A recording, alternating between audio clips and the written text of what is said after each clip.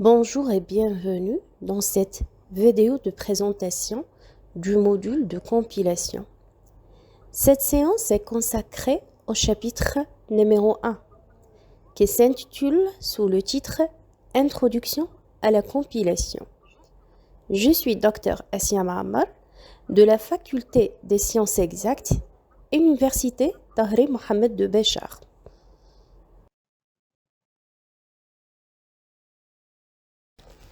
Voici le plan de ce chapitre. Nous verrons dans un premier temps la distinction entre les langages compilés et interprétés. Puis nous passerons en revue les différentes familles de langages de programmation. Ensuite, nous introduisons le concept de compilateur, ses fonctions et ses phases principales.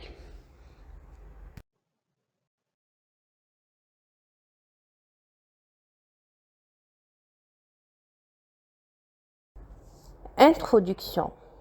Au début de l'informatique, les programmes étaient codés directement en langage machine. Donc c'était une tâche très complexe. Pour simplifier cela, des langages plus proches du langage humain ont été créés. Ces langages doivent être traduits en langage machine grâce à un traducteur qu'on appelle compilateur ou interpréteur ou même interprète.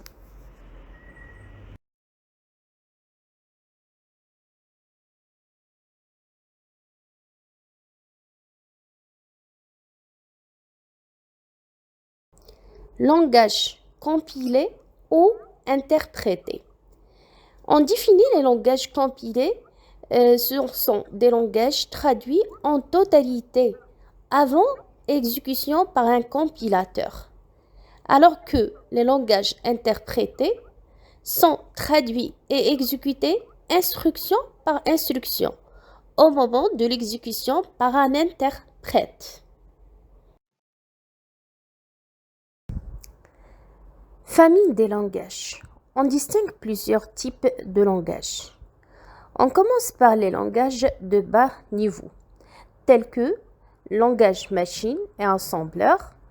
Ensuite, les langages de haut niveau, tels que C, Java, Pascal. Ensuite, les langages orientés objets, tels que C++, Java, Python.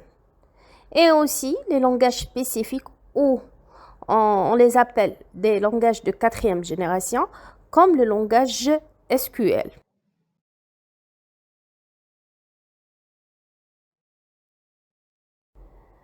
Autres classifications.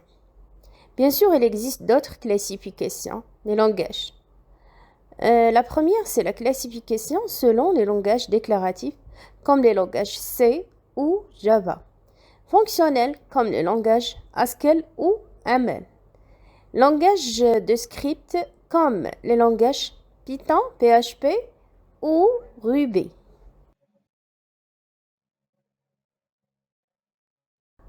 On passe maintenant à la notion des compilateurs. On commence par une définition. Un compilateur est un programme qui lit et traduit un langage source en un langage cible. Il joue aussi un rôle crucial dans la détection des erreurs. On passe maintenant aux deux phases de compilation, la phase d'analyse et de synthèse. Donc la compilation comporte deux grandes parties. La première, c'est l'analyse du code source et la deuxième, c'est la synthèse du code cible. Durant cette traduction, le compilateur crée une représentation intermédiaire et gère les erreurs.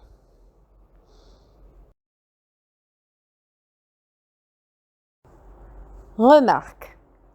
Lors de la phase d'analyse, les instructions sont représentées sous forme d'un arbre abstrait, où chaque nœud représente une opération et les fils des nœuds ou ce qu'on appelle les branches représentent les opérandes. Un exemple d'arbre. Voici un exemple d'arbre abstrait pour une expression arithmétique.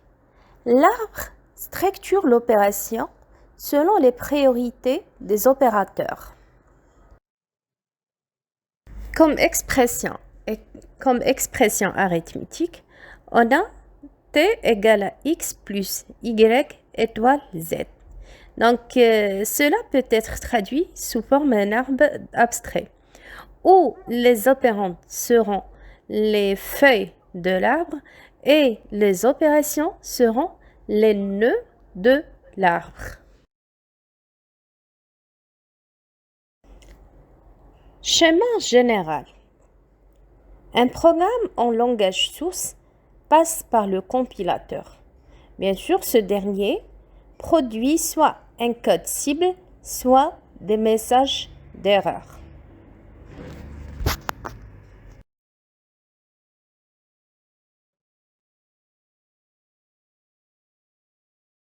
Nous arrivons à la fin de cette première partie de la présentation. Nous avons introduit les concepts fondamentaux de la compilation, les types de langage et le rôle d'un compilateur. Dans la prochaine vidéo, nous poursuivrons avec une exploration détaillée des phases internes d'un compilateur, telles que l'analyse lexicale, syntaxique et sémantique.